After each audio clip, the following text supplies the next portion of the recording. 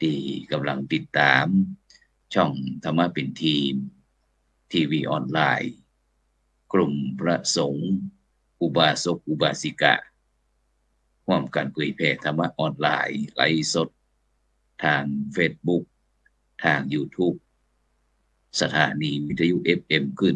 104.50 เมกะเฮิรตซ์วัดฝายหินจังหวัดเชียงใหม่พร้อมถึงสถานีวิทยุเครือข่ายคลื่นสีขาว8จังหวัดภาคเหนือซึ่งในค่ำคืนนี้ก็คืนวันอาทิตย์ที่26เดือนพฤษภาคมปีพุทธศักราช2567เข้ากับผมอัตมาภาพพระครูโสพลปริยัตินะ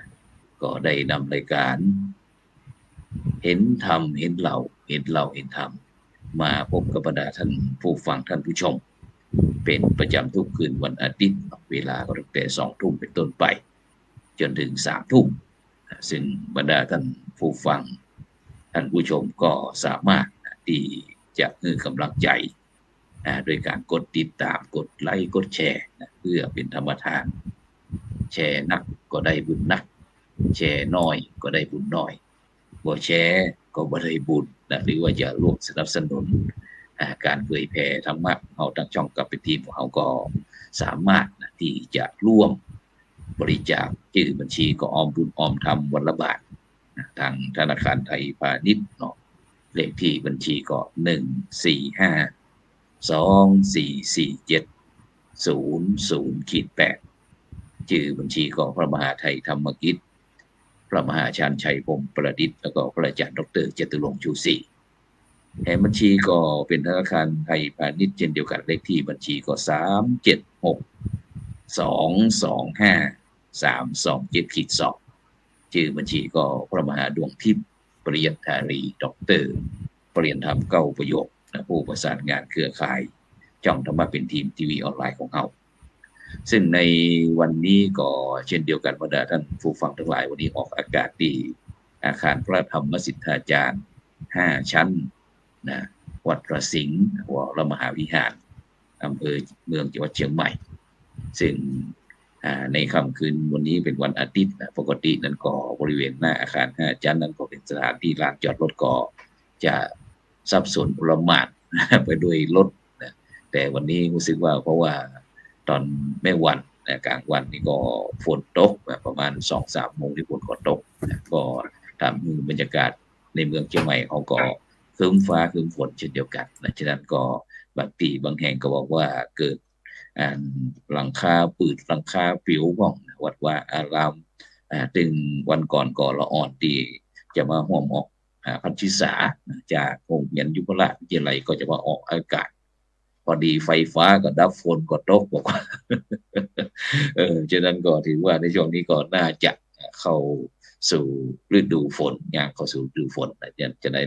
ได้ก็ตามซึ่งวันทุกวันนี้ทุกวันเขาก็จะมีผู้ร่วมในการแต่เนื่องจากวันนี้ก็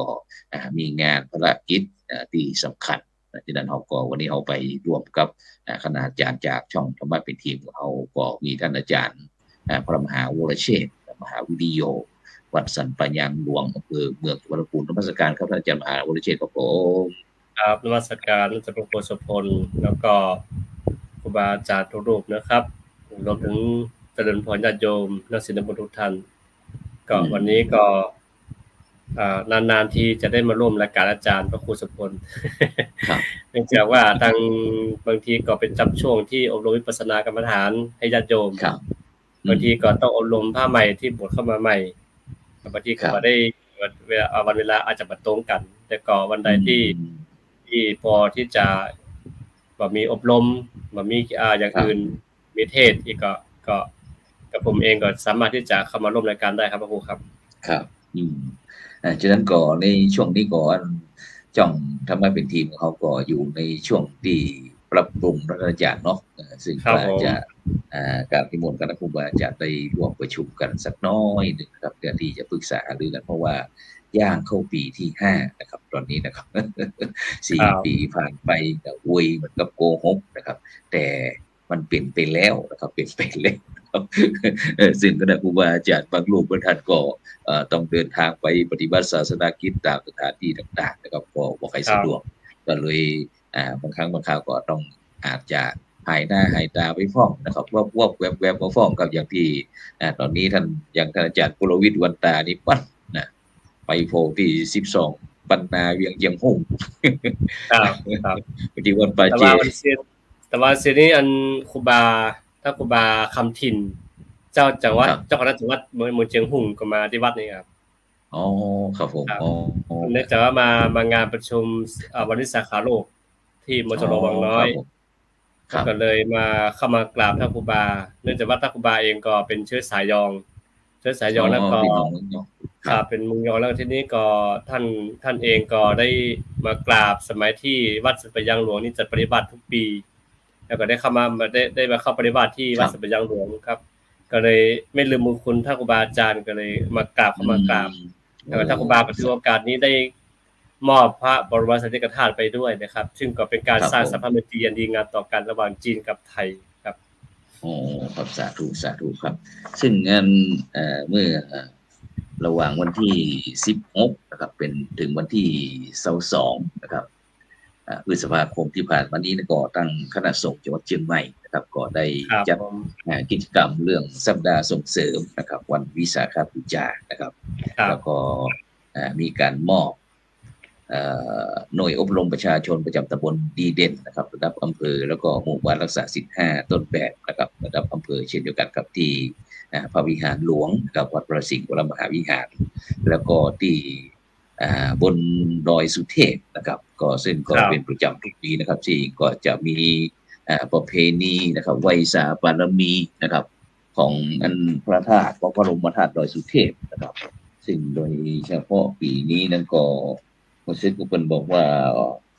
ครบนะครับครบรอบนะครับของประเพณีเดียวดอยสุเทพนี้เป็น600นะครับ53ปีนะครับ653ปีครับแล้วก็โดยเฉพาะทุกทีนั้นเขาก็ที่ประเพณีเดียวคนดอยนี่เป็นเรื่องปกติเลยอยู่แล้วนะครับแต่ก็มีพิธีเจิญน้ำสงฆ์พระราชทานนะครับซึ่งก็แล้วก็นอกจากนั้นก็ได้นิมนต์พระสังฆเจ้าตั้งแต่วันที่8นะครับพฤษภาคมจนถึงวันที่22พฤษภาคมนะครับแล้วก็โดยเฉพาะแต่คืนนี้เขาก็ได้นำบรรดาเยาวชนลูกหลานเต้าโรงเมืองเชียงใหม่ของเขานะครับมาซึ่งมา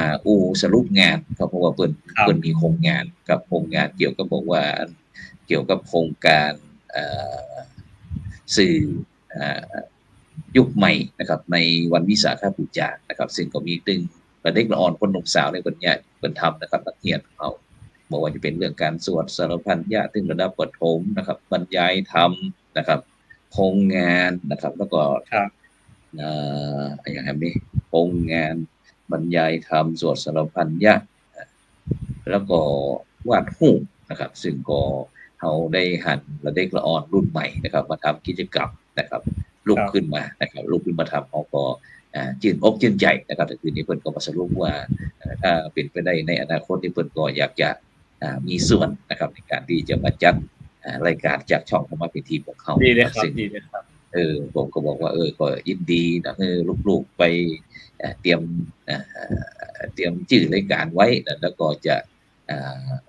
ชอบแบบไหนนะที่คือตั้งเป็นกลุ่มขึ้นมาแล้วก็คือเขาอย่างมีก็อาทิตย์ละชั่วโมงยังคนหนึ่งดีครับเพราะว่าในปัจจุบันนี้จ่องว่าเป็นทีมของเขาทีวีออนไลน์ของนี่ก็ได้รับสนับสนุนจากมูลนิธิ1016นะครับเพื่อการกุศลนะครับรับที่วันพนอนขอนตาลศักดิ์สิทธิ์นะครับโดยท่านพระครูบัณฑิตธรรมพรครับรองเจ้าคณะอำเภอแม่ริมประธานมูลนิธินะครับเพื่อการกุศลเปิ้นก็ได้ถวายนะครับปัจจัยนะครับ17,840 บาทนะครับจากนั้นก็บรรดาท่านผู้ฟังท่านผู้ชมที่อยากจะร่วมนะครับกับมูลนิธิก็สามารถที่จะร่วมทำบุญได้นะอย่างที่บัญชีด้านล่างนี้นะครับแล้วก็โดยเฉพาะมูลนิธิหรือว่ากองบุญกองกุศลต่างๆที่อยากจะมาใช้พื้นที่ของเขาท่านอาจารย์เนาะเพราะเขานี่เป็นชื่อว่าช่องธรรมะเป็นทีมนะครับก็สามารถที่จะแจ้งนะครับที่ท่านอาจารย์มหาวรเชษฐ์ก็ได้ที่พระครูโสพลก็ได้นะครับเพราะว่าในปัจจุบันนี้ก็ จะการจัดสื่อนี่ก็จะต้องใช้อุดมการณ์นะครับเข้มแข็งขนาดไหนครับเนาะเพราะว่าการเผยแพร่พุทธศาสนาในปัจจุบันนี้อาจารย์เนาะนอกจากที่เขาจะต้องมีการลงทุนแล้วนะครับลงทุนทั้งแรงกายแรงใจแล้วก็แรงทรัพย์ด้วยนะครับเจ๊ว่าเพราะในโลกนี้มันบ่มีอย่างฟรีเนาะท่านอาจารย์เนาะในโลกนี้ถูกต้องครับอาจารย์พระครูครับก็เนื่องจากว่าอย่างการจัดการสื่อนี้ก็ที่จริงแล้วความคิดเหมือนก็ไม่ต่างจากผู้ขายอาจารย์เนาะครับเหมือนไม่ต่างจากผู้ที่จะเอานำสินค้าไปเสนอขายตามตลาดมันก็ต้องคิดไอเดียเรื่องคอนเซปต์ต่างๆนานาเข้าไปหมายความว่าจะทำอย่างไรเนาะอย่างเราจะคุยวันนี้จะทำอย่างไรให้ท่านที่ชมอยู่นี่ได้ปัญญามากที่สุดและจะทำอย่างไรให้ญาติโยมที่ฟังอยู่เนี่ยอิ่มท้องมากที่สุดแล้วโดยเฉพาะของเราคืออิ่มใจฟังทีไรแล้วก็ไม่เบื่อเพราะว่าการฟังธรรมะบ่อยๆนี้ยิ่งฟังบ่อยยิ่งดีนะครับคือบางยังภาษาอย่างอื่นเนี่ยฟังบ่อยๆเข้ากับเบื่อแต่ฟังธรรมะนี้ตั้งแต่อธิกริยานังก็คือเบื้องต้นก็ไม่เบื่อมัชฌิกริยานังเบื้องกลางท่ามกลางก็ไม่เบื่อแล้วก็ปริโยสาและกริยานังก็คือเบื้องปลายก็ไม่เบื่อฟังธรรมะแล้วก็มีแต่ความสุขใจอันนี้ก็คือการฟังเนี่ยการเผยแผ่สื่อตรงนี้อาจารย์ครับคือบางครั้งบางคราวเนี่ยคือยกปัจจุบันเข้ามาแล้วนี่สื่อนี่จำเป็นมากแม้กระทั่งการเผยแผ่ทาง YouTube ทุกอย่างคือถ้าเราจะเดินทางไปสมัยเมื่อก่อนถ้าเราย้อนไปสมัยพระองค์ถ้ามีสื่อแบบนี้พระองค์คงไม่เดินหรอกผมคิดว่าอย่างนั้นนะฮะพระองค์คงจะใช้บุคลากรที่มีศักยภาพเหล่านี้มาช่วยกันระดมความคิดว่าจะทำอย่างไรยิงทีเดียวได้ทั่วโลกอย่างเงี้ยครับแต่เราย้อนไปสมัยนั้นก็คือล้วนแต่บุคลากรศาสนาสมัยนั้นล้วนแต่มีคุณภาพแต่ก็ต้องเดินทางไปแผ่ด้วยที่ลำแข้งของพระองค์เองและก็เหล่าสาวกสัมมาสัมพุทธเจ้าพระครูครับครับซึ่งโดยเฉพาะวันนี้เขาก็ได้ไปเชื่อมเครือข่ายนะครับที่อำเภอดอยหล่อเพราะว่าหลังจากที่เซตเทศกาลมหาตั้งแต่เทศกาลมหาสงกรานต์ครับระบบของท่านอาจารย์พระครูอภิวัฒนวิกรมนะครับFacebook นั้นถูกกลุ่มที่หวังดีนะครับเข้ามาแฮกนะครับแล้วก็หวังที่จะดูดข้อมูลหรือว่าสิ่งต่างๆนะครับนี้ก็เป็นโลกที่เป็นภัยอย่างหนึ่งนะครับที่โดยเฉพาะเป็นบุคคลในโลกที่มักง่ายนะครับเพราะว่าไม่ยอมลงทุนเองครับลงทุนเหมือนกันแต่มักง่ายทำถ้าภาษาบ้านเขาเป็นของว่าทำนาบนหลังคนนี่เนาะทั้งที่แม้แต่พระสงฆ์องค์เจ้าของเขาก็บ่เว้นนะครับเพราะฉะนั้นเนี่ยบรรดาท่านผู้ฟังท่านแต่ทุกท่านจะต้องใส่ใจต่อพระพุทธศาสนาเขาจะเป็นแต่ชาวพุทธที่ในสำเนาทะเบียนบ้านนี่เนาะสำเนาทะเบียนบ้านถ้าโบราณบ้านสมัยก่อนเขาว่าสัมมโนครัวอีแหละครับสัมมโนครัวนะครับฉะนั้นก็อย่างในปัจจุบันเนี่ยท่านอาจารย์ครับที่เรื่องราวต่างๆที่เกิดขึ้นในสังคมนะครับบ้านเฮานะครับโดยเฉพาะสังคมชาวพุทธเขาเนี่ยครับรู้สึกว่ามันไปไกลครับเพราะว่าจะเป็นเกี่ยวกับเรื่องกลุ่มเชื่อมกระแสจิตกานะครับแดนธรรมสุขาวดีกายนะครับที่ใจบอกได้อู้ถึงบอกว่าใจยานพระพุทธเจ้า5พระองค์รักษาคนพระอาจารย์โอ้โหนะครับเพิ่นจะมากล้าแต่กล้าว่าเขาถ้าพูดถึงคนเมืองของเขาเนี่ยอย่างที่ประเพณีพื้นบ้านล้านนาคนเมืองของเขานี่แม้แต่ขี้ทรายเม็ดหนึ่งก็ยังบ่อยากจะเอาออกจากวัดเลยครับเพราะอย่างเพิ่นกลัวบาปกลัวกรรมนะครับกลัวบาปกลัวกรรมที่เขาจะเกิดจำเป็นที่เขาจะต้องมีประเพณีขนทรายเข้าวัดเนี่ยเขาจะจัดครับเพราะว่าไอ้ทรัพย์ทางพระพุทธศาสนาหรือว่าศาสนาสมบัติทางพุทธศาสนาเนี่ยเป็นของส่วนรวมนะครับไม่ใช่ของคนใดคนหนึ่งแต่เพราะทุกคนล้วนแต่ใจเนาะอาจารย์เนาะคือหมายถึงว่าสตางค์เมื่อก่อนนี้กว่าจะอย่างเจ้านายเมื่อก่อนที่ปกครองบ้านเมืองเนาะก็แต่ละคนก็มีบารมีมีกำลังทรัพย์ก่อสร้างเพื่อจะเป็นสิ่งที่ยึดเหนี่ยวจิตใจของบรรดาสาธุชนในสมัยนั้นแต่ทีนี้พอพระอาจารย์พระครูสุพลพูดถึงเรื่องที่ปรากฏการณ์ปัจจุบันเนี่ยคือถ้าคิดไปคิดมาก็มันญาติโยมของเฮาเนี่ยถึงขนาดนั้นเชียวหรือแยกแยะมันได้เลยหรือใช่ไหมอาจารย์ ที่จริงแล้วเราเป็นชาวพุทธคำว่าพุทโธน่ะ ค ผู้ รับ ตื่นผู้เบิกบานผู้มีปัญญา ครับ แต่เราก็ต้องค้นแยกแยะว่าจะทำอย่างไรแล้วมันความจริงไหมเราต้องไปสัมผัสเพราะว่าหลักศาสนาของเราคือต้องลงมือและกระทำเองและสัมผัสได้เอง ถึงจะ ครับ รู้ว่าจริงหรือไม่จริง ค ทุ รั ก บ ข์หรือไม่ทุกข์จะพ้นหรือไม่พ้นก็ดูที่การกระทำของเราเอง แต่ทีนี้ ครั พ บ อมันด้วยความโลภหรือเปล่า อยากได้หรือเปล่า อยากได้ทันใจไหม อย่างเช่นปัจจุบันเราถามว่าเทพทันใจพระเจ้าทันใจหลายอย่างคืออันนั้นก็ทันใจแต่ว่าไม่ทันเหตุการณ์ ครับ ใช่ไหมอาจารย์คือปัจจุบันนี้เหตุการณ์ถึงว่ามันคือผมมองอย่างนึงพระอาจารย์พระครูครับ ยิ่ง ครับ พัฒนาขึ้นไปยิ่งมันโลกยิ่งไปแล้วทำไมยิ่งเห็นอะไรต่างๆ แปลกขึ้นเยอะ ครับ ๆนะครับ ยิ่งเห็นปรากฏการณ์สิ่งที่ไม่เคยเห็น สิ่งที่ไม่เคยรู้สิ่งไม่เคยทราบเนาะเราแทนที่จะเรารู้เท่าทัน เราน่าจะใช้ปัญญารู้เท่าทัน แต่กลับว่า ครับ กลายว่าถูกสิ่งเหล่านี้มอมเมาอีกต่างหากนะครับอาจารย์อันนี้ก็น่าคิดนะครับพระครูครับ ครับ ซึ่งอันโดยเฉพาะในโลกปัจจุบันนี้นะครับ ผมก็เป็นห่วงนะครับ เป็นห่วงอ่าศาสนาทายาทแม่พระสังฆเจ้าอย่างต่างๆครับที่ ครับผม ได้เผยแผ่พุทธศาสนาได้ทำงานเพื่อเจ้าโลกครับที่พระพุทธเจ้าเพิ่นได้วางหลักการให้นะครับหลักการอุดมการณ์ต่างๆนะครับที่โดยเฉพาะในการที่บำบัดทุกข์บำรุงสุขนะครับเนาะพี่น้องทั่วโลกนะครับไม่ใช่เฉพาะ ครับ ที่ว่าคนไทยที่นับถือพุทธศาสนาครับว่าได้ช่วยเหลือนี้โดยบ่ได้แยกจันทร์วรรณะนะครับโดยเฉพาะในปัจจุบันเนี่ยบทบาทของพระสงฆ์ของเขาที่ทำงานหนักครับผมมีดูดิเต้ ครับ นะ ผม ผม ครับ ห่วงตรงไหนท่านอาจารย์ก็กลัวที่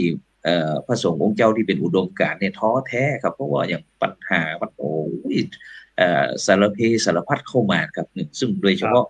อย่างที่ยกตัวอย่างที่กลุ่มเมืองรองนะครับกลุ่มเมืองรองโดยพระครูศิริสุเมธากรนะครับเจ้าคณะอำเภอรองที่คณะครูบาอาจารย์ของผมเนี่ยนะครับที่อำเภอรองนะครับซึ่งก็ได้ร่วมกับพี่น้องพุทธศาสนิกชนเจ้าอำเภอรองนะครับได้หันความทุกข์นะครับของพี่น้องประชาชนที่เข้ารับการบริการจากโรงพยาบาลรองนะครับโดยเฉพาะผู้ที่เป็นสมาชิกเกี่ยวกับเรื่องการฟอกไตครับฟอกไตเทียมนั่นนะฟอกไตเทียมนะระหว่างอำเภอรองกับอำเภอวังจิ้นนะครับก็มีประมาณเกือบ200นะครับ200รายนะครับ100กว่ารายนะครับก็จะต้องเวลานี่ก็จะต้องเข้าไปทำการฟอกไตนะครับที่โรงพยาบาลแพร่นะครับแต่เนื่องจากว่าระยะทางมันไกลนะครับแล้วก็โรงพยาบาลก็มีเฉพาะนะครับในการที่จะให้บริการฉะนั้นก็ต้องมีการนัดหมายกันฉะนั้นก็ทำให้ผู้ป่วยที่จะฟอกไตเนี่ยครับเกิดความเดือดร้อนนะครับฉะนั้นก็ทางคณะสงฆ์คือรองก่อนเลยชวนพี่น้องพุทธศาสนิกชนนะครับที่จะร่วมนะครับที่จะร่วมกันเกี่ยวกับการซื้อเครื่องฟอกไตนะครับประมาณสัก3 ล้านใช้งบประมาณสัก3 ล้านประมาณ3 ล้านนะครับตอนนี้ก็ได้ประมาณ2 ล้านเศษๆนะครับฉะนั้นก็ตรงนี้ก็เป็นแผนแบบหนึ่งครับแบบแผนต้นแผนแบบอย่างแบบแผนแบบอย่างหนึ่งครับที่พระสงฆ์องค์เจ้าเอาได้ลุกมาทำงานครับซึ่งเพราะว่าการเผยแพร่พุทธศาสนานี้เมื่อ50 ปีก่อนมันจะแตกต่างกันเนาะท่านอาจารย์เนาะครับผมเมื่อ50 ปีก่อนอาจารย์ว่าเป็นจะได้ป้องกันเผยแพร่พุทธศาสนาเอาปัจจุบันกับอดีตมาผ่านมาเป็นจะได้มีการเปลี่ยนแปลงหลายก็ผมก็มองถึงการเปลี่ยนแปลงหลายด้านเลยพระครูครับโดยเฉพาะเมื่อก่อนนี้องค์ความรู้ของเรานี่พระสงฆ์สามเณรของเราก็เข้าถึงองค์ความรู้ได้น้อยแล้วก็ศรัทธาประชาชนเองก็ค่อนข้างที่จะได้รับรู้เรื่องการสื่อสาร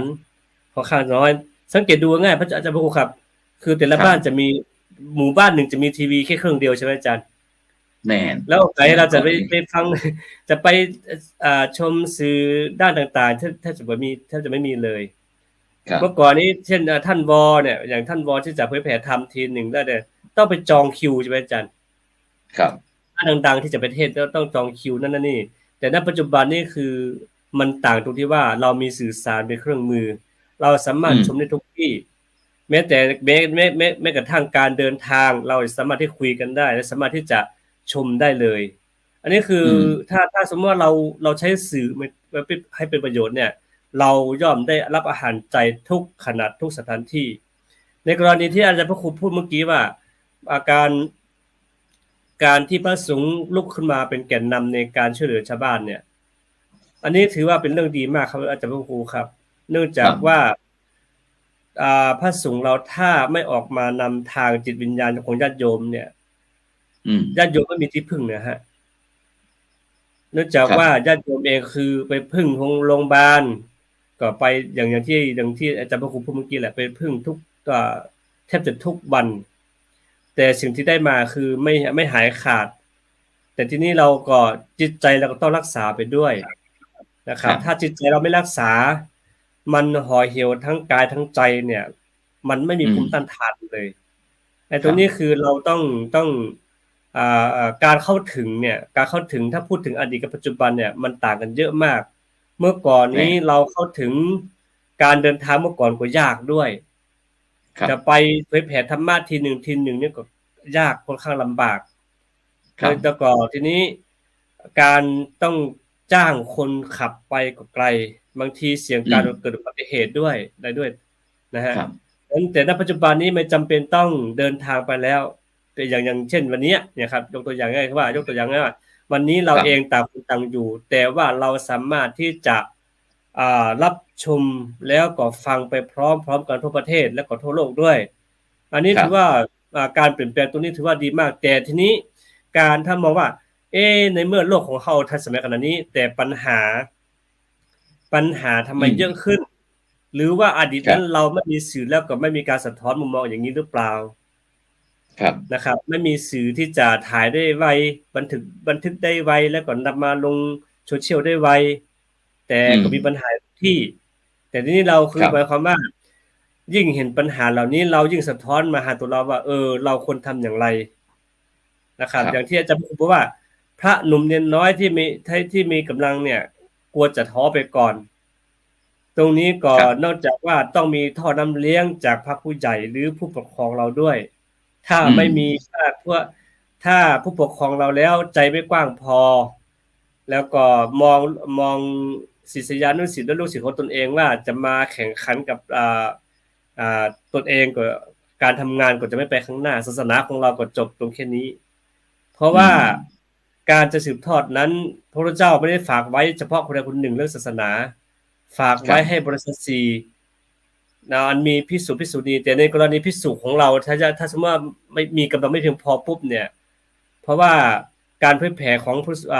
การที่จะเผยแผ่ศึกษาธรรมเนี่ยพระภิกษุสำเร็จของเราเท่านั้นที่จะมีโอกาสง่ายกว่าและเข้าถึงไวกว่าญาติโยมครับผมครับซึ่งโดยเฉพาะอย่างวันพรุ่งนี้นะผมก็ได้รับจดหมายครับจาก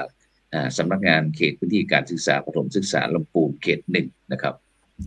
ซึ่งบอกว่านิมนต์เกี่ยวกับเรื่องสำนักงานมูลนิธิโพธิยาลัยนะครับเพิ่นก็ได้เปิดสาขานะครับที่หาริพูนชัยนะครับเพื่อจัดการศึกษาสามเณรที่ขาดโอกาสทางการศึกษานะครับแล้วก็ในระดับประถมศึกษาก็คือชั้นป .1 ถึงชั้นป .6 นะครับที่สำนักงานเขตพื้นที่การศึกษาประถมศึกษาลำพูนเขต1นะครับซึ่งก็วันพรุ่งนี้นะครับก็จะเข้าไปที่โรงเรียนหอปริยัตินะครับกับโสพลวิทยานะครับซึ่งวันพรุ่งนี้ก็เวลาบ่ายโมงนะครับแล้วก็ในวันที่30นะครับ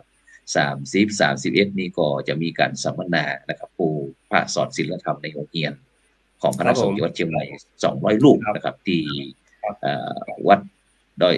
ที่โรงเรียนดอยสะเก็ดประดุมศาสตร์วัดหนองบัวนะครับอำเภอดอยสะเก็ดจังหวัดเชียงใหม่นะครับ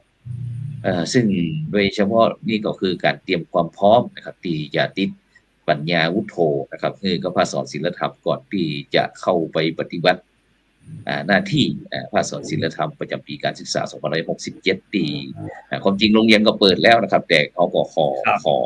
ขอตั้งเขตพื้นที่การศึกษาเพราะว่าในการที่ติด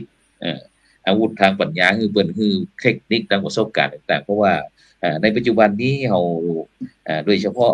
ถ้าเราได้มีโอกาสเกี่ยวกับเรื่องวงการศึกษาแล้วอาจารย์เนาะก็ครับผมละเด็กละอ่อนก็อย่างเนี้ยจำเป็นที่จะต้องมีเทคนิคหรือว่าให้มันทันยุคทันสมัยนักยิ่งขึ้นนะครับฉะนั้นแต่ว่านะครับแต่ว่าได้มีโอกาสไปไปร่วมอันพิธีนะครับชัยยันโตอันตั้งเจ้าคณะอำเภอจอมตอกนะครับที่วันบ้านแปะนะครับ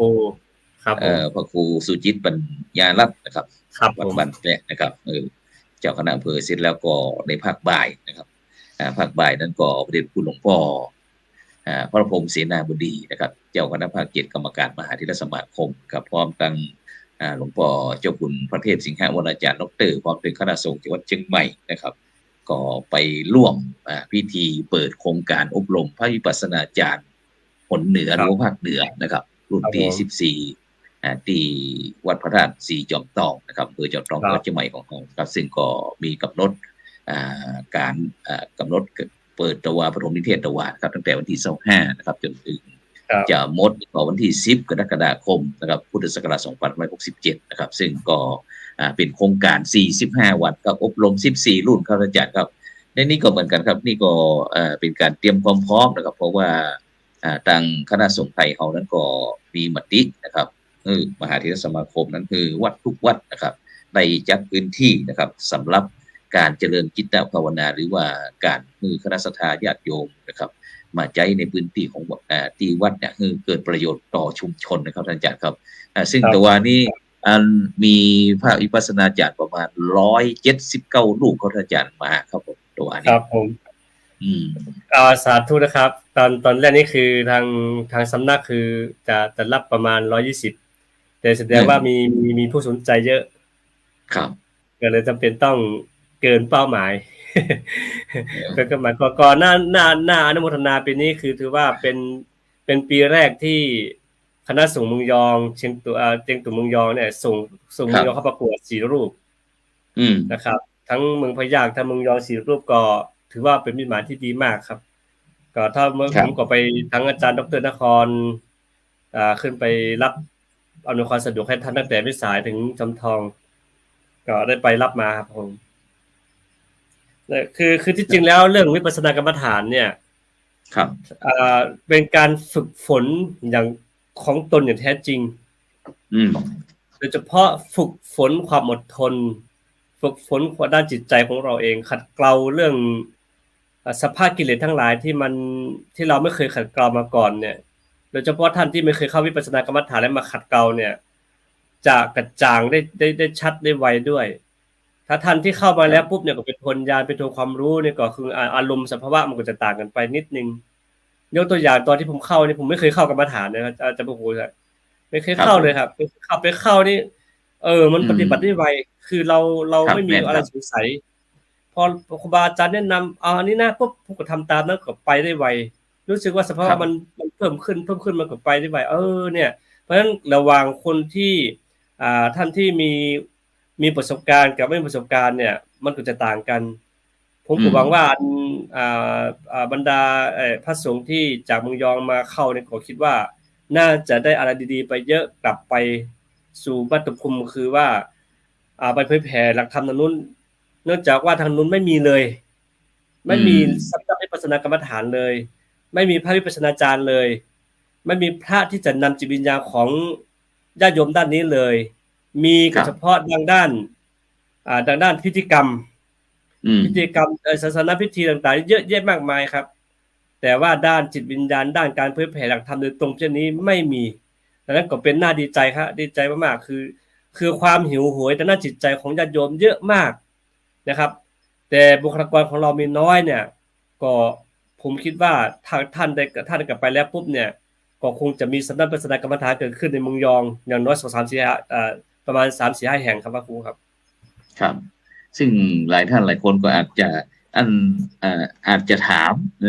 ถ้าเขาอู้ถึงเรื่องวิปัสสนาว่าเหตุได้เป็นอะไรอย่างนะจึงจะต้องปฏิบัติวิปัสสนากรรมฐานซึ่งโดยเฉพาะวิปัสสนากรรมฐานนี่ก็หมู่ถ้าพี่น้องพุทธศาสนิกชนของเราเนาะหรือชาวไทยต่างประเทศนี่ก็ส่วนมากแล้วก็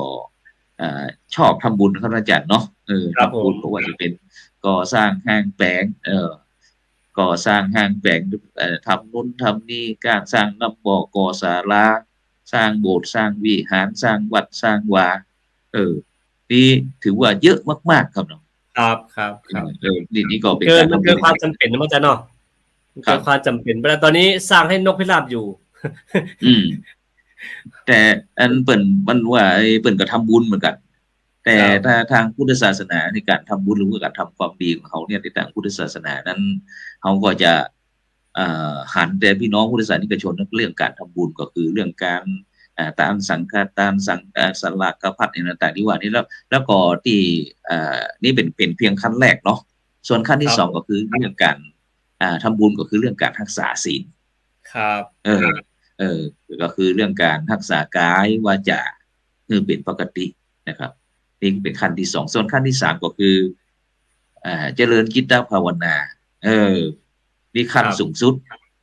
แต่พี่น้องจะพูดกับเขาก็ว่าก็จะเข้าใจว่าการทำบุญทางพุทธศาสนาก็คือเรื่องการต่างง่ายๆยากครับการก่อสร้างห้างแปลงฉะนั้นเนี่ยครับก็เลยมีเทวดาองค์หนึ่งนะครับที่ลงจากเทวโลกนะครับมาครั้งที่องค์พระสัมมาสัมพุทธเจ้านั้นได้ประทับอยู่ที่พระเชตวันนะครับมาถามปัญหาพุทธองค์ว่าโลกนี้มันวุ่นวายโลกนี้มันซับซ้อนโลกนี้มันมีความยุ่งเหยิงมากแล้วจะยากจะใดจึงจะบ่ฮือโลกนี้มันซับซ้อนวุ่นวายยุ่งบ้านเมืองปุป้ายยุ่งเหยิง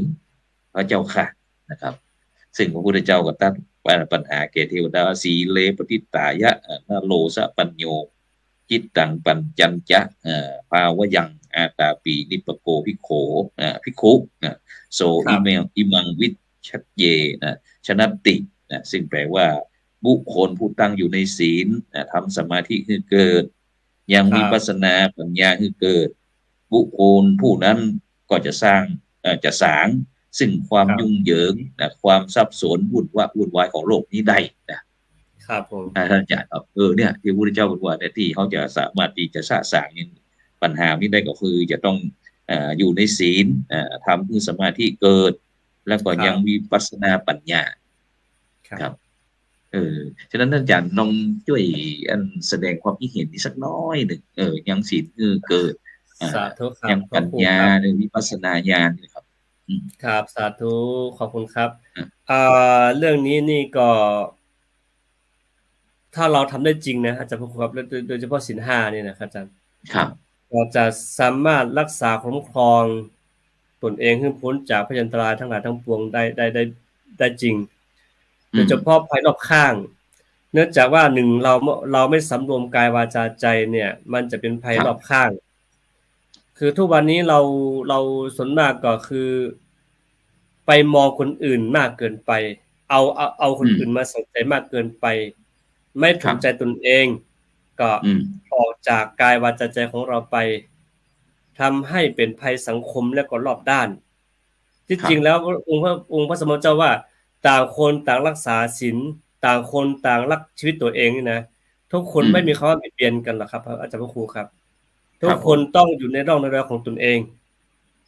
หนึ่งเราไม่ว่าร้ายกล่าวใครพระรู้สวาจาไม่กล่าวหยาบใครเราไม่อนุปวาโทอนุปคาโตคือการไม่พูดร้ายการไม่ทำร้ายใครไอ้ตรงนี้ครับพระครูครับถ้าเราทำได้อย่างเช่นนี้นะเราสังคมเราครอบครัวเราตัวเราเองเนี่ยมันก็เริ่มพัฒนายกจิตของเรามากขึ้นเพราะว่าความคิดทุกวันนี้เราไปตามความคิดมากเกินไปเพราะเราไม่มีศีลเพราะว่าถ้าสมมติเรามีศีลปุ๊บเนี่ยเราพัฒนาศีลของเราให้เจริญขึ้นเนี่ยพระอาจารย์พระครูครับมันจะรู้เท่าทันความเกิดดับของจิตของเราความคิดของเราแล้วก็รู้ไวด้วยแล้วก็จะทำให้เราไม่สืบต่อกรรมต่อเวรตรงนั้นด้วยเราก็เลยถ้าเราทำอย่างนี้ได้นะมันจะไม่สืบภพสืบชาติด้วยครับเรื่องกรรมเรื่องเวรอันนี้คือมันถึงว่าการรักษาทีหนึ่งนะอาจารย์พระครูครับ ทีนี้ครับคือผมส่วนมากคนเรานี่สิ่งที่ทำอย่างที่อาจารย์พระครูพูดว่าสิ่งที่ทำได้ง่ายที่สุดคือเรื่องการให้ทานให้เมื่อไหร่ก็ได้ครับเมื่อไหร่ก็ได้ แค่ให้เอาข้าวให้นกก็ถือว่าให้ทานให้สุนัขก็ถือว่าให้ทานคเอารับสิ่งปันสิ่งของให้คนยากไร้เข็ญใจคนทุกข์ยากลำบากก็ถือว่าให้ทานอืมแม้กระทั่งครับการถวายสังฆทานไปถวายพระสงฆ์ก็ถือว่าให้ทานแต่ทีนี้อันนี้ครับคือมันเป็นแค่เบื้องต้นจิตใจเรายังไม่ได้ถูกขัดเกลาใช่ไหมพระครูครับจิตใจขครับผมองเรายังหยาบยังก้านยังแม้อืมกระทั่งการหายใจของเรายังหยาบนะครับแต่พระครูครับถ้าเราไม่ได้ขัดเกลานี่นะหายใจของเราเป็นพืชครับจากกระดาษทรายเลยแต่พออืมเราไปรักษาศีลหมั่นอบรมตนอยู่เป็นนิดเนี่ยมันจะทำให้จิตใจของคเรารับนี่เริ่มเบาบางหายใจเป็นจังหวะรู้จักต้องสามารถจับต้องอารมณ์ของเราได้สัมผัสได้ถึงครับภายในทำให้อืมจิตใจของเรานี่อ่าเต็มเปี่ยมไปด้วยคุณภาพและความดีเพราะว่าเราครับการปฏิบัตินี่คือไม่ให้สิ่งอกุศลมูลนี้เข้าสู่ใจของเราแต่ทุอืมกวันนี้เราไม่มีศีลเป็นเครื่องป้องกันไม่มีสติเป็นเครื่องป้องกันเนี่ยทำให้ใจของเรารับกิเลสทุกประตูเพราะฉะนั้นครับศีล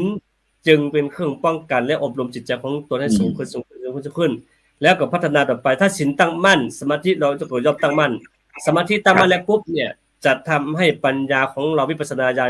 สามารถอืม รับรู้และก็ตัดปัญหาได้ปัจจุบันขณะครับผมครับผมนี่ก็คือเป็นการที่ท่านอาจารย์พระมหาวเชษฐ์ก็ได้อธิบายนะคือบรรดาท่านผู้ฟังท่านผู้ชมเพราะว่าเพื่อนก็สอบถามมาเหมือนกันว่าว่าทางเจ้าของเขาบ่ได้นะครับที่จะได้มีการสอนวิปัสสนากรรมฐานผ่านทีวีออนไลน์พ่องนี่นะครับ ครับ ดีซึ่งก็นะครับอาจารย์ดีครับเพิ่มเข้าครับมาเลยครับครับซึ่งโดยเฉพาะในอย่างที่โครงการอบรมพระวิปัสสนาจารย์บนเหนือที่วัดพระธาตุสีจอมทองนี่ก็เช่นเดียวกันบรรดาท่านผู้ฟังท่านผู้ชมทั้งหลายไม่ใช่ว่ามีเฉพาะหลักสูตรเดียวเด้อนะพระวิปัสสนาจารย์นี่ไม่ใช่ว่าจะสอนง่ายๆเนาะท่านอาจารย์เนาะจะต้องครับผมผ่านตึงคัดเก่าจากครูบาอาจารย์โดยเฉพาะในปัจจุบันนี้ยิ่งการจะสร้างสำนักปฏิบัติธรรมนะครับผู้เจ้าอาวาสหรือว่าท่านใดที่จะสร้างจะตั้งศูนย์ปฏิบัติธรรมนะครับประจำแต่ละวัดประจำแต่ละจังหวัดนะครับจะต้องมีกฎเกณฑ์จะต้องมีพระวิปัสสนาจารย์นะครับที่ผ่านการอบรมครับตรงนี้นะครับอาจารย์ครับถ้าครับผมบ่มีนี่บ่สามารถที่จะเปิดได้ครับเอ่ออืมหรือว่าถ้าฉะนั้นปีนี้ผมดีใจที่ได้มีโอกาสได้สนทนากับสหธรรมเพราะว่าจะเป็นท่านอาจารย์เจ้าคุณเมธีวชิรกุลนะครับหลวงพ่อรองเจ้าหน้าจังหวัดพะเยานะครับรองที่การครับดีมจรวิเขตพะเยานะครับเป็นคณะกรรมการโครงการอุปรักษาศีลห้าเพราะว่าปีที่แล้วนั้นก็ได้คุยกันครับว่าเขาไปเข้าวิปัสสนาจารย์นอกกับชวนกันพอดีเปิ้นก็ติดครับเนื่องจากเป็นคณะผู้บริหารก็ผมก็ไปนะครับปีแล้วนี่ผมก็เป็นคนยานมานะครับไปครับใน90 วันกับใน90 วันมานะครับฉะนั้นก็ตรงเนี้ยปีนี้ก็เช่นเดียวกับเบิ้ลก็เลยมานะครับแล้วก็น้องก็ยังมีท่านอาจารย์เจ้าคุณเอาละเวทีพระครูพัฒนาธนาท่านอาจารย์มหาประสิทธิ์ต่างๆโอ้ผมดีใจเลยหันนั้นพระมหาเถระที่ไปเพราะว่าถ้าพระมหาเถระไปเนี่ยมันดีครับท่านอาจารย์ครับโดยเฉพาะครับผมถ้าเป็นระดับเจ้าอาวาสนี่นะระดับเจ้าอาวาสเนี่ยครับผมถ้าสามารถที่จะเปิดสำนักปฏิบัติธรรมได้เลยครับแต่หลวงปู่พระพรหมมงคลปู่ทองสิริมังคโลก็ได้วางคงไว้ถ้าไป45 วันแรกนี้ก็ยังเป็นเพียงพื้นฐานนะครับได้ไปพื้นปฏิบัติกับตัวเองนะครับแล้วแต่ถ้าทวนญาณนี่เริ่มนะครับพอประเดี๋ยวนี้เราได้มีหลักสูตรขึ้นมาระหว่าง45 วัน90 วัน120 วันนะครับอาจารย์เดียวนี้นะฉะนั้นก็พระวิปัสสนาจารย์เขาที่179 รูปนี้ก็จะมีหลายระดับมีถึง45 วัน90 วัน120 วันนะครับแต่ถ้า120 วันนี่ถือว่าสามารถที่จะสอบอารมณ์นะครับได้สอนคณะสัตยาติโยมได้แบบสบายเพราะว่าอย่าง90 วันนี้เขาก็จะมีคือพระวิปัสสนาจารย์เขาเนี่ยครับไปอยู่ประจำกับแต่ละฐานครับคือได้เรียนรู้ถึงวิธีการสอบอารมณ์ทวนญาณคือ คณะสัตยาญาติโยมหรือว่าคณะครูบาอาจารย์ต่างๆเนี่ยครับฉะนั้นตรงนี้ถือว่าเป็นการพัฒนานะครับที่พระเดชคุณหลวงปู่พระพรหมมงคลปู่ทองสิริมังคโลก็ได้วางหลักฐานวิปัสสนาจารย์คือคณะสงฆ์คนเหนือของเขาครับฉะนั้นปีนี้ก็เลยแต่ก่อนนั้นเขาก็รู้สึกว่าถ้านี่ก็คือเจ้าสำนักจะต้องส่งไปนะครับแต่ในปัจจุบันนี้ทีมงานของท่านอาจารย์เจ้าคุณพระศรีศิลปาจารย์นะครับทุลุงมวลของเขานั้นก็รับสมัครทางออนไลน์เขาอาจารย์ครับครับผมอย่างที่อาจารย์ว่าเมื่อกี้นะว่าประมาณสัก100 ซาวเนาะประมาณสัก100 ซาวครับแต่มาจริงๆแล้วโอ้กับคัดออกของอาจารย์นี่คัดออกนะถ้าพอถึง5 พรรษานี่เขาบอกเอาครับพอถึง5 พรรษาที่บวชเนี่ยเขาบอกเอาบ่จบนะครับเอกบ่ได้5 พรรษานี่นะบอกเอาครับครับฉะนั้นก็เลยเข้มข้นมากขึ้นครับซึ่งตรงนี้ก็ถือว่าสำนักวิปัสสนาจารย์นะครับสุที่วัดพระธาตุสีจอกช่องทองเขาก็ได้มีการผลิตนะครับบุคลากรด้านวิปัสสนาจารย์ขึ้นมาอย่างปีนี้ก็ประมาณ100 กว่ารูปนะครับซึ่งในอนาคตนี่ก็แน่นอนแล้วอย่างผมพูดเมื่อกี้นะว่าแม้กระทั่งโครงการหมู่บ้านรักษาศีล 5นะครับท่านอาจารย์ครับว่าเป็นศูนย์วิปัสสนากรรมฐานไหมเป็นสำนักปฏิบัติธรรมไหมเนี่ยครับแล้วก็มีพระวิปัสสนาจารย์สอนในแนวไหนครับเดี๋ยวนี้แม้กระทั่งเดี๋ยวนี้เปิดทำ MOU กับหมู่บ้านรักษาศีล 5โดยเฉพาะหน่วยราชการกระทรวงมหาดไทยเปิดก็ทำเป็นหมู่บ้านศีลธรรมนี่ครับได้คงเนี่ยครับก็ต้องการที่จะทำให้สังคมเขาเนี่ยครับมันได้สงบร่มเย็นด้วยศีลด้วยธรรมนะครับอาจารย์ครับดีครับซึ่งก่อนครับผมก็โดยเฉพาะแม้กระทั่งที่จังตุกมยองเขาก็ยังคิดกันอยู่ครับว่าอย่างปีแล้วนี้ท่านอาจารย์ได้จะได้ก็ปีแล้วนี่เขาได้นำวิปัสสนาจารย์เอาไปที่เมืองยองเป็นจะได้พ่อก็ถือว่าได้ผลตอบรับที่ดีมากครับเนื่องจากว่าญาติโยมก็ตื่นตัวเนื่องจากว่า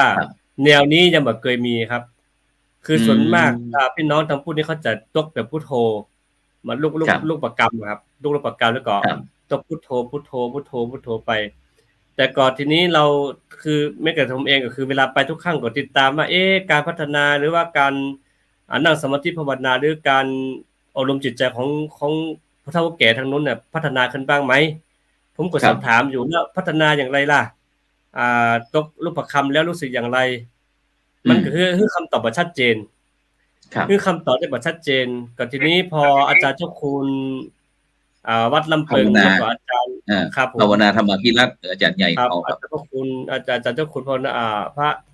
ภาวนาพิรัตน์เข้าไปแล้วก็รวมทั้งครูบาอาจารย์จากมจร.เข้าไปก็ทำให้ญาติโยมตื่นตัวกันมากๆและอีกอย่างนึงครั้งที่2ที่ผมไปจัดที่บ้านยื่นก็วัดแทบไม่มีที่อยู่เขาคือขั้นบางท่านก็นอนแต่บางท่านที่ไม่นอนคือว่าถ้าถึงเวลาทำวัดเย็นปุ๊บมาเลยมารอก่อนแล้วก็ร่วมปฏิบัติไปถึง3 ทุ่ม 4 ทุ่มบางหมู่บ้านก็เอาลูกเอาหลานมาด้วยเนื่องจากว่าอยากปฏิบัติธรรมเนี่ยฮะผมก็เลยเป็นที่น่าตื่นตาตื่นใจว่านะอย่างน้อยเนี่ยญาติโยมหาที่พึ่งไม่ได้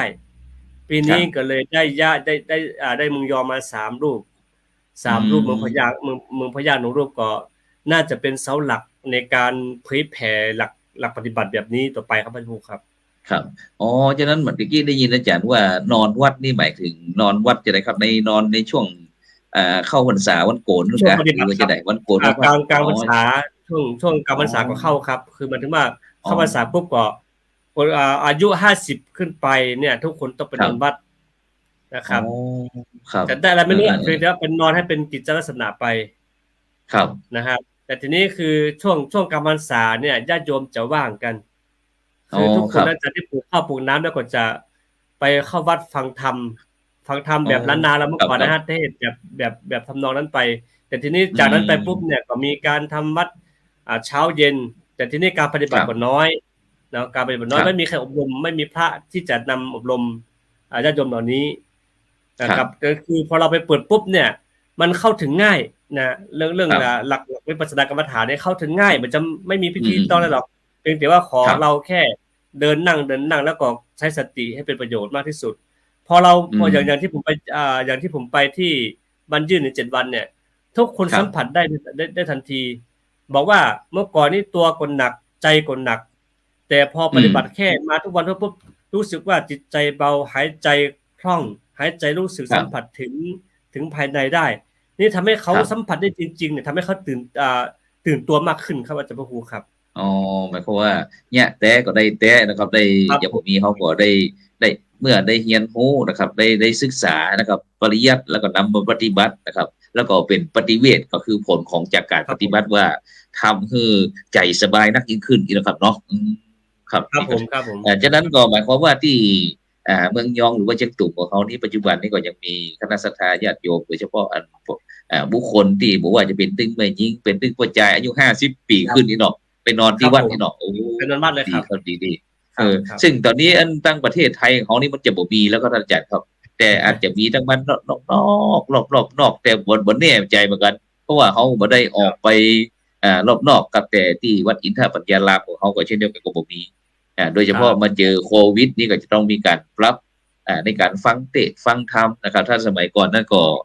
ตอนเจ้านะครับไอ้เพิ่นก็จะทำบุญตักบาตรไว้พระสมาทานศีลเสร็จเรียบร้อยแล้วนะครับแล้วก็เวลาประมาณสัก3 บ่ายโมงนะครับถึงว่า3 โมงแรงนะครับก็จะมีการฟังเทศน์นะครับแต่ในปัจจุบันนี้แม้แต่เมื่อประมาณปี40ที่ผมมาถึงวัดพระสิงห์นี่ก็เช่นเดียวกันครับก็มีอันป่อขาวแม่ขาวคนเฒ่าแก่นอนเต็มวิหารหลวงวัดพระสิงห์เลยครับแต่ในปัจจุบันที่ผมมีนะครับอาจารย์ครับฉะนั้นก็น่าสนใจครับใจดีจริงๆแล้วคือถ้าเราสามารถแท็กทีมกันไปเผยแผ่และอบรมเป็นในช่วงการพรรษาอย่างนี้นะได้เป็นยิ่งดีแต่ว่าเนื่องจากว่าการพรรษามันมีข้อจำกัดตรงที่ว่าไม่เกิน7 วันไอ้ตัวนี้ก็จะทำให้พระสงฆ์เราเนี่ยเดินทางเข้าไปแบบนั้นเกินเวลาไม่ได้จริงๆถ้าสมมติว่าปลายฝนต้นหนาวยิ่งดีหลังจากที่ชาวบ้านเก็บเกี่ยวเรียบร้อยแล้วไปเนี่ยอาจารย์ผมว่าอันนี้คือเกินเวลาได้แล้วก่อนเราจะจัดสักวัน10 วันก็ยิ่งดีซึ่งพอเราทำวิปัสสนาปุ๊บเนี่ยพระครูครับญาติโยมต่างหลั่งไหลเอาผักผลไม้รากไม้ที่ญาติโยมปลูกเนี่ยมาทำบุญกันเป็นหาบผมดีใจฮะคืออย่างน้อยเขาเลิกกินเหลือใช้ก็อยากไปทำบุญเหลือขายเอามาทำบุญอย่างเงี้ยแล้วก็ทำให้เรามองถึงว่าเราศาสนานี่น่าจะพระครูครับช่วยได้เยอะช่วยได้เยอะมากคือผมสังเกตว่าอย่างสัปยางหลวงเนี่ยพอเราจะคลอดทีนึงปุ๊บญาติโยมกดลงทะเบียนเข้ามาปุ๊บปรากฏว่าชุมชนของเราได้ประโยชน์ตรงที่ว่า1อย่างน้อยตลาดได้ประโยชน์คือญาติโยมก็ไปจับจ่ายซื้อสิ่งของมาใส่บาตรแล้วก็ให้ทำให้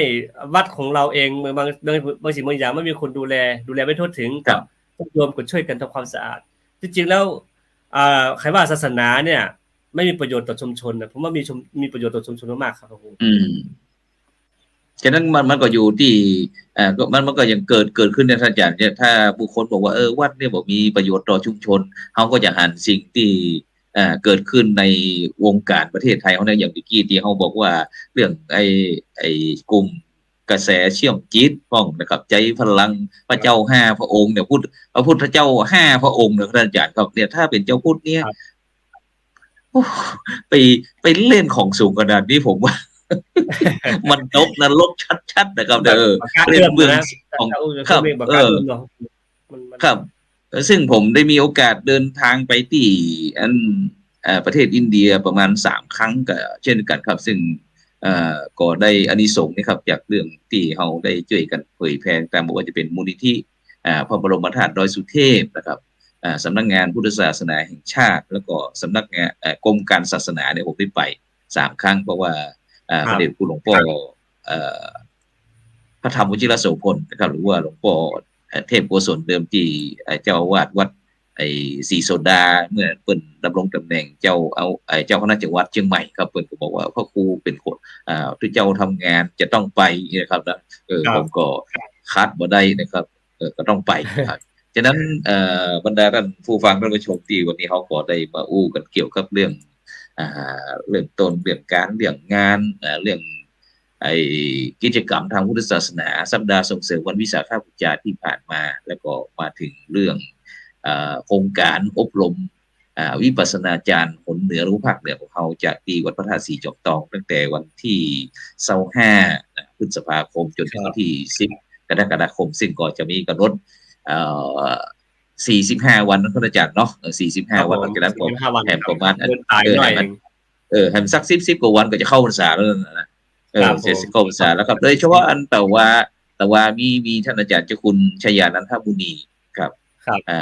เจ้าอาวาสวัดพระธาตุแจ้แห้งครับรองเจ้าคณะจังหวัดน่านครับอาจารย์พระครูพิทักษ์เจติยานันท์ครับเจ้าอาวาสวัดวัดจังกัมนะครับแล้วก็ท่านอาจารย์เจ้าคุณพระเมธีวชิรคุณรองศาสตราจารย์ดร.นะครับรองเจ้าคณะจังหวัดพะเยารองนิการบดีมหาวิทยาลัยมหาจุฬาลงกรณราชวิทยาลัยเขตพะเยาได้เปิดก่อได้สมทบนะครับรายละ 10,000 บาทนะครับสมทบโครงการนะครับแล้วก็ได้ยินและพร้อมถึงเข้าด้วยนะครับเอาเข้าด้วยท่านอาจารย์เจ้าคุณท่านพระครูพิทักษ์เจติยานันท์เจ้าอาวาสวัดจังกัมจังหวัดน่านนะครับเปิดก่อถวายเข้าด้วยนอกจากนั้นก็วันนี้ก็ได้ครับเสียงโฮจากท่านอาจารย์เจ้าคุณโกไสนะครับเจติยาลักษณ์นะครับดร.นะครับรองเจ้าคณะจังหวัดแพร่วัดพระธาตุเจ้าแห่กระโทรมาครูเดี๋ยวผมจะไปทำบุญเนอะโอ้โหนะครับฉะนั้นผมก็ถือว่าเขาได้มาเป็นสะพานบุญนะครับเป็นสะพานบุญในการจ้องเข้ามาเป็นทีมเขาเนี่ยครับมาเป็นสะพานบุญแล้วก็พยายามที่จะประชาสัมพันธ์นำข่าวตั้งวงการพุทธศาสนาโดยเฉพาะในจังหวัดเชียงใหม่ก็หรือว่าจังหวัดใกล้เคียงหรือว่าคณะครูบาอาจารย์ที่ได้ฝากมานะครับก็เพื่อที่จะเป็นสะพานบุญให้พี่น้องพุทธศาสนิกชนนะครับได้มีโอกาสท่านอาจารย์เนาะฉะนั้นก็พี่น้องพุทธศาสนิกชนได้ใครที่จะไปทำบุญวันเกิดวันครบรอบแต่งงานทำบุญเรื่องอายุวัฒนมงคลนี่นะถวายก็พระวิปัสสนาจารย์179 รูปนี่นะตั้งแต่วันที่25เป็นต้นมาจนถึงพวกเราถึงวันที่10ก็สามารถที่จะไปทำบุญได้ที่วัดพระธาตุสีจอกตองหรือว่าจะโทรที่ท่านอาจารย์มหาวรเชษฐ์ก็ได้หรือว่าครูโสพลก็ได้เนาะเพื่อที่เขาจะได้เป็นสะพานบุญครับได้เป็นส่วนหนึ่งในการที่จะสนับสนุนสืบเจตนาลงอุดมการณ์ของปู่พระพรหมมงคลปู่ทองสิริมังคโลครับที่ได้สร้างพื้นฐานที่ได้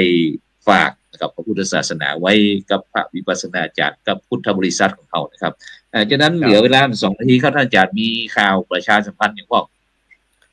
ก็ที่สวนไปยางหลวงวันที่30นะครับที่30นี่ก็จะมีประเพณีส่งน้ำพระธาตุประจำปีก็หมายความว่าคือลำพูนนี้ต้องยกให้พระธาตุก่อนพระธาตุจันทพลชัยแล้วจัดแล้วก็วัดตามรอบๆก็จะจัดตามไปดังนั้นวันที่30ที่จะถึงนี้ก็ทางวัดก็จะจัดประเพณีส่งน้ำก็ญาติโยมท่านใดที่ว่างเว้นจากการงานและอยากมาร่วมทำบุญก็ขอเจริญพรญาติโยมมาร่วมทำบุญได้ในเวลาดังกล่าวนะครับก่อนที่นี้ก็คือแล้วก็วันที่12 13ถึงวันที่10มิถุนายนก็จะมีข้อวิปัสสนากรรมฐานอีกครั้งหนึ่งนะครับเนื่องจากว่าจัดไปแล้วที่ผ่านมาวันวิสาขบูชาก็มี30กว่าท่านที่สนใจเข้ามาปฏิบัติแล้วก็ยังแต่ว่าต้องจะตอนนี้กำลังจะทำ Google Form อยู่แล้วก็จะทำการเผยแพร่ไปว่าจะเอาจำนวนกี่ท่านเนาะก็คอยติดตามทางเพจของวัดสัปปายางหลวงครับผมครับฉะนั้นก็วันนี้ก็ต้องขอบคุณนะครับอนุโมทนาทุกเสียงทุกข้อความนะครับแต่ที่มาตั้งอินบ็อกซ์นะครับบอกว่าจะเป็นตั้งแม่ทรเปรมจิตนะครับคุณโยมรัศนันนะครับคุณโยมสุวรรณีสมในแม่ทองคำพรมมินคุณโยมผลศิลานะครับก็เป็นบรรดาท่านผู้ฟังท่านผู้ชมที่ติดตามทั้งอยู่Facebook นะครับเพราะว่าจะเป็นที่พระครูอภิวัฒนวิกรมนะครับรองเจ้าคณะอำเภอดอยหล่อนะครับจากวัดปากทางเจริญที่ท่านอาจารย์สาธิตทีละปัญโยนะครับจากสถาบันธรรมาภิวัตรนะครับอำเภอแม่เมาะจังหวัดลำปางนะครับพร้อมถึงที่วัดสันปัญญางหลวงนะครับทุกท่านนะครับที่ได้ส่งข้อความนะครับซึ่งก็ตั้งรายการของเขาก็พยายามนะครับที่จะเข้าไปอ่านข้อความทุกข้อความนะครับแต่ก็อาจจะไม่ได้ตอบนะครับฉะนั้นก็ต้องขอบคุณอนุโมทนากับทุกท่านนะครับก็ช่วยเป็นกำลังใจกันต่อไปนะครับซึ่งมีอย่างที่จะติชมรายการของเขานะครับที่จะเสริมเติมเต็มจะได้ก็สามารถที่จะทำได้นะครับฉะนั้นก็ในค่ำคืนนี้ก็เวลาหมดเวลานะครับจำเป็นที่จะต้องนำรายการจากบรรดาท่านผู้ฟังไปก่อนฉะนั้นก็ ขอบคุณนะครับท่านอาจารย์พระมหาวรเชษฐ์มหาวิโยก็บรรดาท่านผู้ฟังผู้ชมทุกท่านครับรับฝันดีนะครับมีเงินใจนะครับไร้โลคาพยาธิไม่เจ็บไม่จนรับโดยทุกผู้ทุกคนสำหรับในค่ำคืนนี้ขอกล่าวครับว่าสาสาธุธุครับ